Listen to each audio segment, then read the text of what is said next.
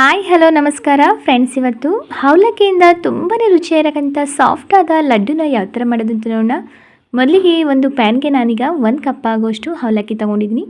ಅದನ್ನು ಸ್ವಲ್ಪ ಕ್ರಿಸ್ಪಿ ಆಗೋವರೆಗೂ ನಾವು ಇದನ್ನ ಚೆನ್ನಾಗಿ ಹುರ್ಕೊಬೇಕು. ಒಂದು ಮೀಡಿಯಮ್ ಉರಿಲಿ ಫ್ರೆಂಡ್ಸ್. ಇವಾಗ ನೋಡಿ ಈ ರೀತಿ ಕ್ರಿಸ್ಪಿ ಆಗಿರಬೇಕು, ಅಂದರೆ ಪುಡಿ ಆಗಬೇಕು. ಇದನ್ನು ಒಂದು ಪ್ಲೇಟಿಗೆ ಹಾಕ್ಕೊಳ್ಳೋಣ. ಇದು ಸ್ವಲ್ಪ ತಣ್ಣಗಾಗಬೇಕು. ತಣ್ಣಗಾಗೋವರೆಗೂ ಇದನ್ನು ಒಂದು ಪ್ಲೇಟಿಗೆ ಹಾಕಿ ಇದನ್ನು ಒಂದು ಸೈಡಿಗೆ ಎತ್ತಿಟ್ಕೊಳ್ಳೋಣ ಫ್ರೆಂಡ್ಸ್. ಇವಾಗ ಮತ್ತೆ ಅದೇ ಪ್ಯಾನ್ಗೆ ನಾನಿಲ್ಲಿ 1 ಕಪ್ ಅಳತೆಲೆ ಕಡಲೆ ಬೀಜನ ಹಾಕ್ಕೊಳ್ತಾ ಇದ್ದೀನಿ. ಯಾವ ಕಪ್ಪಲ್ಲಿ ನಾವು ಅವಲಕ್ಕಿ ತೊಗೊಂಡಿದ್ದೀವೋ ಅದೇ ಕಪ್ ಅಳತೆಲಿ 1 ಕಪ್ ಆಗೋಷ್ಟು ಕಡಲೆ ಬೀಜನ ಚೆನ್ನಾಗಿ ಹುರ್ಕೊಬೇಕು. ಕಡಲೆ ಬೀಜ ಎಷ್ಟು ಚೆನ್ನಾಗಿ ಹುರ್ಕೋತೀವೋ ಅಷ್ಟೇ ಚೆನ್ನಾಗಿ ಲಡ್ಡು ರೆಸಿಪಿ ತುಂಬಾ ಚೆನ್ನಾಗಿ ಬರುತ್ತೆ. ಇವಾಗ ಹುರಿದ ನಂತರ ನಾನು ಇದನ್ನು ಒಂದು ಪ್ಲೇಟಿಗೆ ಹಾಕ್ಕೊಳ್ತಾ ಇದ್ದೀನಿ. ಇದು ಕೂಡ ಸ್ವಲ್ಪ ತಣ್ಣಗಾಗಬೇಕು, ಅದಕ್ಕೆ ಒಂದು ಸೈಡಿಗೆ ಎತ್ತಿಟ್ಕೊಂಡಿದ್ದೀನಿ. ಇವಾಗ ಒಂದು ಚಿಕ್ಕ ಪಾತ್ರೆಗೆ ನಾನೀಗ 1 ಕಪ್ ಆಗೋಷ್ಟು ಬೆಲ್ಲ ಹಾಕ್ಕೊಂಡಿದ್ದೀನಿ. 1 ಕಪ್ ಆಗೋಷ್ಟು ಅಂದರೆ ಅವಲಕ್ಕಿ, ಹಾಗೆ 1 ಕಪ್ ಆಗೋಷ್ಟು ಕಡಲೆ ಬೀಜಕ್ಕೆ 1 ಕಪ್ ಆಗೋಷ್ಟು ಅಳತೆಲೆ ನಾನೀಗ 1 ಕಪ್ ಆಗೋಷ್ಟು ಬೆಲ್ಲ ಹಾಕ್ಕೊಂಡಿದ್ದೀನಿ. ಬೆಲ್ಲಕ್ಕೆ ಒಂದು 3/4 ಕಪ್ ಆಗೋಷ್ಟು ನೀರು ಹಾಕ್ಕೊಂಡಿದ್ದೀನಿ. ಇದು ಚೆನ್ನಾಗಿ ಬೆಲ್ಲ ಕರಗಬೇಕು ಅಷ್ಟೇ. ಇದನ್ನು ಪಾಕ ಏನು ಮಾಡೋದು ಬೇಡ. ಬೆಲ್ಲ ಇದು ಚೆನ್ನಾಗಿ ಕರಗಿದ್ರೆ ಸಾಕು. ನೋಡಿ, ಗ್ಯಾಸ್ನ ಆಫ್ ಮಾಡ್ಕೊಂಡಿದ್ದೀನಿ. ಇದನ್ನು ಒಂದು ಸೈಡಿಗೆ ಎತ್ತಿಟ್ಕೊಂಡಿದ್ದೀನಿ. ಇವಾಗ ಒಂದು ಮಿಕ್ಸಿ ಜಾರ್ಗೆ ಆಗಲೇ ನಾವು ಎತ್ತಿಟ್ಟಿರುವ ಅವಲಕ್ಕಿನ ನಾನು ಇದಕ್ಕೆ ಹಾಕ್ಕೊಳ್ತಾ ಇದ್ದೀನಿ. ತಣ್ಣಗಾದ ನಂತರ ಇದನ್ನು ನುಣ್ಣಗೆ ನಾವು ಪುಡಿ ಮಾಡ್ಕೋಬೇಕು ಫ್ರೆಂಡ್ಸ್. ಇವಾಗ ಇದನ್ನು ಒಂದು ಪ್ಲೇಟಿಗೆ ಹಾಕ್ಕೊಳ್ತಾ ಇದ್ದೀನಿ. ನೋಡಿದ್ರಲ್ಲ, ಈ ರೀತಿ ನಾವು ಪುಡಿ ಮಾಡ್ಕೋಬೇಕು. ಇದನ್ನು ಒಂದು ಸೈಡಿಗೆ ಎತ್ತಿಟ್ಕೊಳ್ಳೋಣ. ಇವಾಗ ಮತ್ತೆ ನಾನು ಕಡಲೆ ಬೀಜನ ತೆಗೆದಿಟ್ಟಿದ್ದೀನಿ, ಅದು ಕೂಡ ತಣ್ಣಗಾಗಿದೆ. ತಣ್ಣಗಾದ ನಂತರ ಇದನ್ನು ಕೂಡ ಒಂದು ಮಿಕ್ಸಿ ಜಾರ್ಗೆ ಹಾಕ್ಕೊಳ್ತಾ ಇದ್ದೀನಿ. ಇದನ್ನು ಕೂಡ ಅಷ್ಟೇ ನುಣ್ಣಗೆ ನಾವು ಪುಡಿ ಮಾಡ್ಕೋಬೇಕು. ನೋಡಿ, ಈ ರೀತಿ ಪುಡಿ ಮಾಡ್ಕೋಬೇಕು. ಇದನ್ನು ಒಂದು ಸೈಡಿಗೆ ಎತ್ತಿಟ್ಕೊಳ್ಳೋಣ. ಇವಾಗ ಒಂದು ಪ್ಯಾನ್ಗೆ ನಾನಿಲ್ಲಿ ಒಂದು 2 ಟೇಬಲ್ ಸ್ಪೂನ್ ಆಗೋಷ್ಟು ತುಪ್ಪ ಹಾಕ್ಕೊಳ್ತಾ ಇದ್ದೀನಿ. ಈ ತುಪ್ಪ ಇದು ಕರಗಿದ ನಂತರ ನಾನಿಲ್ಲಿ ಡ್ರೈ ಫ್ರೂಟ್ಸ್ನ ಹಾಕ್ಕೊಳ್ತಾ ಇದ್ದೀನಿ. ಬಾದಾಮಿ ಮತ್ತು ಗೋಡಂಬಿನ ಒಂದು 4ರಿಂದ ಒಂದು 5 ಕಟ್ ಮಾಡಿ ಹಾಕ್ಕೊಳ್ತಾ ಇದ್ದೀನಿ. ಇದನ್ನು ಒಂದು 2ರಿಂದ ಒಂದು 3 ನಿಮಿಷ ಮೀಡಿಯಮ್ ಉರಿಲೆ ಫ್ರೈ ಮಾಡ್ಕೋಬೇಕು. ಸ್ವಲ್ಪ ಕಲರ್ ಚೇಂಜ್ ಆದರೆ ಸಾಕು. ಇವಾಗ ದ್ರಾಕ್ಷಿ ಕೂಡ ಹಾಕ್ಕೊಳ್ತಾ ಇದ್ದೀನಿ, ಒಂದು 2 ಟೇಬಲ್ ಸ್ಪೂನ್ ಆಗುವಷ್ಟು.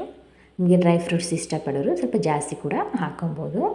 ಇವಾಗ ನೀಟಾಗಿ ಒಂದು 2ರಿಂದ ಒಂದು 3 ನಿಮಿಷ ತುಪ್ಪದಲ್ಲಿ ಚೆನ್ನಾಗಿ ಹುರ್ಕೋಬೇಕು ಫ್ರೆಂಡ್ಸ್. ಹಾಗೆ ನೀವು ನನ್ನ ಚಾನಲ್ ಸಬ್ಸ್ಕ್ರೈಬ್ ಮಾಡ್ಕೊಂಡಿಲ್ಲ ಅಂದರೆ ಪ್ಲೀಸ್ ನನ್ನ ಚಾನಲ್ ಸಬ್ಸ್ಕ್ರೈಬ್ ಮಾಡ್ಕೊಂಡು ನೋಡಿ. ಹಾಗೆ ನಿಮ್ಮ ಫ್ರೆಂಡ್ಸಿಗೆ, ಫ್ಯಾಮಿಲಿ ಮೆಂಬರ್ಸಿಗೆಲ್ಲ ಈ ರೆಸಿಪಿ ಇಷ್ಟ ಆಗಿದರೆ ಪ್ಲೀಸ್ ಅವ್ರಿಗೆಲ್ಲ ಶೇರ್ ಮಾಡಿ. ಹಾಗೆ ಹೇಗಿದೆ ಅಂತ ಕಮೆಂಟ್ ಮುಖಾಂತರ ತಿಳಿಸಿ ಫ್ರೆಂಡ್ಸ್. ಹಾಗೆ ನಿಮ್ಮೆಲ್ಲರಿಗೂ ಇಷ್ಟ ಆಗಿದ್ರೆ ಒಂದು ಲೈಕ್ ಮಾಡಿ ಫ್ರೆಂಡ್ಸ್. ನೋಡಿದ್ರಲ್ಲ, ಇವಾಗ ಹುರ್ಕೊಂಡ ನಂತರ ನಾನು ಇದನ್ನು ಒಂದು ಬೌಲ್ಗೆ ಹಾಕ್ಕೊಳ್ತಾ ಇದ್ದೀನಿ. ಮತ್ತು ಅದೇ ಪ್ಯಾನ್ಗೆ ತುಪ್ಪ ಇದೆಯಲ್ಲ, ಇದಕ್ಕೆ ನಾನು ರುಬ್ಬಿರಕ್ಕಂಥ ಅವಲಕ್ಕಿ ಪುಡಿ ಹಾಗೆ ಕಡಲೆ ಬೀಜದ ಪುಡಿನ ನಾನು ಇದಕ್ಕೆ ಹಾಕಿಬಿಟ್ಟು ಇದನ್ನು ಚೆನ್ನಾಗಿ ಫ್ರೈ ಮಾಡ್ಕೋಬೇಕು. ತುಪ್ಪದಲ್ಲಿ ಹುರ್ಕೊಬೇಕು.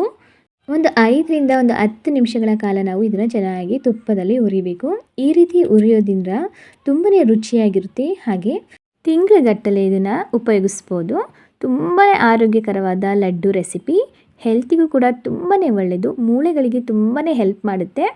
ಸುಸ್ತು ಅನ್ನೋರು ಈ ರೀತಿ ಲಡ್ಡು ರೆಸಿಪಿನ ಮಾಡಿಕೊಂಡು ದಿನಕ್ಕೆ 1 ದಿನ ಉಪಯೋಗಿಸಿದರೆ ಸಾಕು. ತುಂಬಾ ಆರೋಗ್ಯಕರವಾದ ಲಡ್ಡು ರೆಸಿಪಿ, ತುಂಬಾ ಒಳ್ಳೆಯದು. ಇವಾಗ ಬೆಲ್ಲದ ಪಾಕನ ನಾನು ಇದಕ್ಕೆ ಹಾಕಿಬಿಟ್ಟು ಮಿಕ್ಸ್ ಮಾಡ್ಕೊತಾ ಇದ್ದೀನಿ. 3/4 ಕಪ್ ಆಗೋಷ್ಟು ಬೆಲ್ಲದ ಪಾಕನ ಹಾಕ್ಕೊಂಡು ಕರೆಕ್ಟಾಗಿ ನಾವು ಎಷ್ಟು ತೊಗೊಂಡಿರ್ತೀವಿ ನೋಡಿ ಅಷ್ಟೇ ಕರೆಕ್ಟಾಗಿ ಆಗುತ್ತೆ. ಸ್ವಲ್ಪನೂ ಕೂಡ ಇದು ಉಳಿಯೋದಿಲ್ಲ ಪಾಕ. ಇವಾಗ ಇದು ಹಾಕಿದ ನಂತರ ನೀಟಾಗಿ ಮಿಕ್ಸ್ ಮಾಡ್ಕೊಳ್ಳೋಣ ಫ್ರೆಂಡ್ಸ್. ತುಂಬಾ ರುಚಿಯಾಗಿರಕ್ಕಂಥ ಅವಲಕ್ಕಿಯಿಂದ ತುಂಬಾ ಹೆಲ್ತಿಯಾಗಿರಕ್ಕಂಥ ಲಡ್ಡು ರೆಸಿಪಿ. ಈ ವಿಧಾನದಲ್ಲಿ ನೀವು ಮಾಡಿಲ್ಲ ಅಂದರೆ ಒಂದ್ಸಲ ಈ ವಿಧಾನದಲ್ಲಿ ಮಾಡ್ಕೊಂಡು ತಿನ್ನಿ. ತುಂಬಾ ರುಚಿಯಾಗಿರುತ್ತೆ, ತುಂಬಾ ಟೇಸ್ಟಿಯಾಗೂ ಕೂಡ ಇರುತ್ತೆ. ಮಕ್ಕಳಿಗಂತೂ ತುಂಬಾ ಇಷ್ಟ ಆಗುತ್ತೆ. ಏನಾದರೂ ಬೇಕು ಅಂದಾಗ ದಿಢೀರಂತ ಈ ಲಡ್ಡು ರೆಸಿಪಿನ ಮಾಡಿಕೊಡಿ, ತುಂಬಾ ಟೇಸ್ಟಿಯಾಗಿರುತ್ತೆ ಫ್ರೆಂಡ್ಸ್. ಇವಾಗ ಒಂದು 3 ಟೇಬಲ್ ಸ್ಪೂನ್ ಆಗೋಷ್ಟು ಕೊಬ್ಬರಿ ಪುಡಿನ ಹಾಕ್ತಾಯಿದ್ದೀನಿ. ಒಂದು 3ರಿಂದ 4 ಟೇಬಲ್ ಸ್ಪೂನ್ ಆಗೋಷ್ಟು.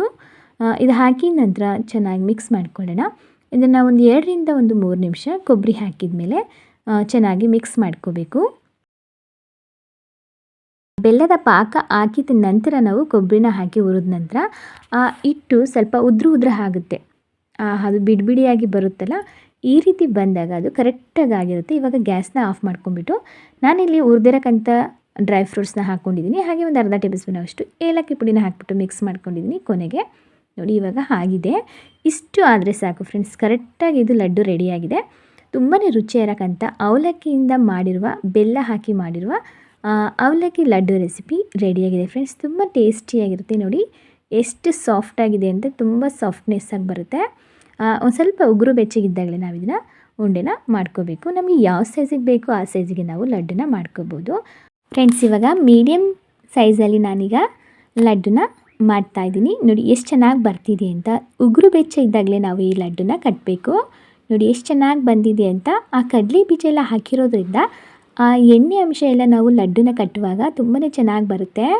ತುಂಬಾ ಈಸಿಯಾಗಿ ನಾವು ಲಡ್ಡನ್ನ ಕಟ್ಕೋಬೋದು. ತುಂಬ ಚೆನ್ನಾಗಿದೆ. ತುಪ್ಪ ನಾನು 2 ಟೇಬಲ್ ಸ್ಪೂನಷ್ಟು ಅಷ್ಟೇ ಬಳಸಿರೋದ್ರಿಂದ, ಕಡಲೆ ಬೀಜ ಈ ಎಣ್ಣೆ ಅಂಶ ಎಲ್ಲ ಅದರಲ್ಲಿರೋದ್ರಿಂದ ತುಂಬಾ ರುಚಿಯಾಗಿರುತ್ತೆ ಫ್ರೆಂಡ್ಸ್. ನೋಡಿದ್ರಲ್ಲ ಎಷ್ಟು ಚೆನ್ನಾಗಿ ಲಡ್ಡುನ ಮಾಡ್ಕೋಬೋದು. ಅವಲಕ್ಕಿ ಕಡಲೆ ಬೀಜದಿಂದ ಬೆಲ್ಲನ ಉಪಯೋಗಿಸಿ ಆರೋಗ್ಯಕರವಾದ ಈ ರೆಸಿಪಿನ ಟ್ರೈ ಮಾಡಿ ನೋಡಿ ಫ್ರೆಂಡ್ಸ್. ಮೂಳೆಗಳಿಗಂತೂ ತುಂಬಾ ಒಳ್ಳೆಯದು. ವಾರಕ್ಕೆ ನೀವು 2ರಿಂದ 3 ಬಾರಿನಾರು ಇದನ್ನ ಉಪಯೋಗಿಸ್ಬೋದು. ಬೆಲ್ಲ ಹಾಕಿ ಮಾಡಿರೋದ್ರಿಂದ ಶುಗರ್ ಇರೋರು ಎಲ್ಲರೂ ಕೂಡ ಇದನ್ನು ಉಪಯೋಗಿಸ್ಬೋದು. ತುಂಬಾ ಒಳ್ಳೆಯದು. ನೋಡಿದ್ರಲ್ಲ ಫ್ರೆಂಡ್ಸ್, ದಿಢೀರಂತ ಅವಲಕ್ಕಿಯಿಂದ ಸಾಫ್ಟ್ ಆದ ಈ ಲಡ್ಡು ರೆಸಿಪಿನ ಯಾವ ಥರ ಮಾಡೋದು ಅಂತ. ತುಂಬಾ ರುಚಿಯಾಗಿರುತ್ತೆ. ಇದನ್ನು ನೀವು ತಿಂಗಳುಗಟ್ಟಲೆ ಇಟ್ಕೊಂಡು ಸ್ಟೋರ್ ಮಾಡಿ ಇದನ್ನು ಸೇವನೆ ಮಾಡ್ಬೋದು. ತುಂಬಾ ರುಚಿಯಾಗಿರುತ್ತೆ. ನನಗಂತೂ ಈ ರೆಸಿಪಿ ತುಂಬಾ ಇಷ್ಟ ಆಯಿತು ಫ್ರೆಂಡ್ಸ್. ನಿಮಗೂ ಕೂಡ ಇಷ್ಟ ಆಗಿದೆ ಅಂತ ಅನ್ಕೋತೀನಿ. ನಿಮ್ಮೆಲ್ಲರಿಗೂ ಇಷ್ಟ ಆಗಿದ್ರೆ ಈ ರೆಸಿಪಿ ಪ್ಲೀಸ್ ನನ್ನ ಚಾನಲ್ ಸಬ್ಸ್ಕ್ರೈಬ್ ಮಾಡ್ಕೊಳ್ಳಿ. ಹಾಗೆ ಲೈಕ್ ಮಾಡಿ, ಶೇರ್ ಮಾಡಿ, ಕಮೆಂಟ್ ಮಾಡಿ. ಧನ್ಯವಾದ.